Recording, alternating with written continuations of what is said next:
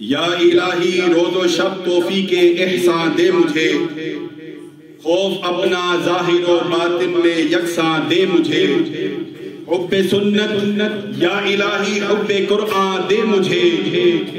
نعمت دارین اعنی نور ایمان دے مجھے، کام میرا زندگی بھر خدمت قرآن ہو، فہم قرآن دے الہی نور عرفان دے مجھے۔ اب میں دعوت خطاب دے رہا ہوں جناب مولانا محمد احسن فاروقی حافظہ اللہ کو، جو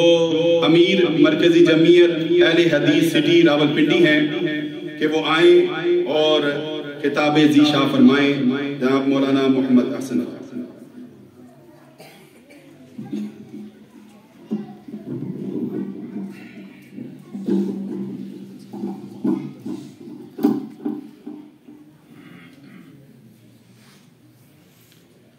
السلام علیکم ورحمۃ اللہ وبرکاتہ۔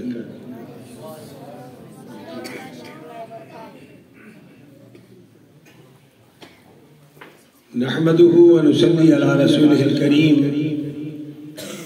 اما بعد فاعوذ بالله السميع العليم من الشيطان الرجيم، تنزيل من رب العالمين۔ آج ہم یہاں پر عظمت قرآن کے عنوان سے اس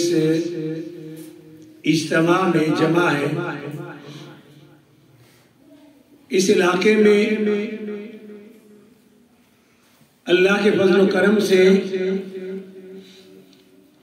جب دعوت توحید و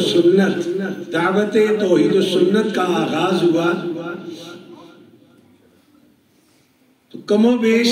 27-28 سال پہلے جامع مسجد محمدی اہل حدیث گرجا روڈ، یہ اسی روڈ پر آپ سب جانتے ہیں، اس کی بنیاد رکھی گئی، اور اس میں دیگر اور ہمارے رفقا بھی تھے، مگر اس کے روح رواں میرے دوست، میرے بھائی قاضی سلطان محمود بھٹی صاحب اور میرے سامنے تشریف فرما ہے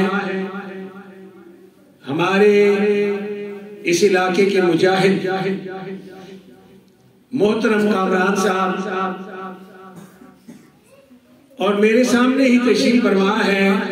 محترم جناب محمد افضل صاحب اور دیگر احباب۔ انہوں نے بڑی جانفشانی کے ساتھ، بڑے جذبے کے ساتھ اور دن رات ایک کر دیا اور اللہ رب العزت کے اس مرکز کو قائم کیا۔ پھر اس مرکز سے اللہ نے اور شاخیں پیدا فرما دی۔ گجر بستی میں جامع مسجد بیت المکرم وہ بنائی گئی، پھر اس کے بعد یہاں پر یہ جامع مسجد ابوبکر صدیق اس کی تعمیر ہوئی، پھر اس کے ساتھ ہی ملک کالونی میں جامع مسجد امیر حمزہ الحمدللہ وہ بھی آبادی میں مسجد بنی، اور پھر دیکھتے ہی دیکھتے سادہ روڈ پر جامع مسجد محمدی ہمارے بھائی دوست چودھری یاسین صاحب اور چودھری شام الحسن صاحب ان کی کاوشوں کا ثمر ہے۔ تو یہ اللہ رب العزت نے توحید و سنت کے مراکز پیدا فرمائے۔ درس و تدریس کا عمل جاری رہا، اس کے ساتھ ساتھ پھر مدرسہ تعلیم القرآن اس کا جو ہے عمل میں آیا، جامع مسجد محمدی اہل حدیث میں اس کا قیام عمل میں آیا، اور اس کے ساتھ ہی اسی ابو بکر مسجد میں جامع مسجد ابو بکر صدیق میں مدرسہ تحفیظ القرآن، اس کا قیام بھی عمل میں آ گیا۔ اب آپ سب کے لیے بہترین مواقع موجود ہیں۔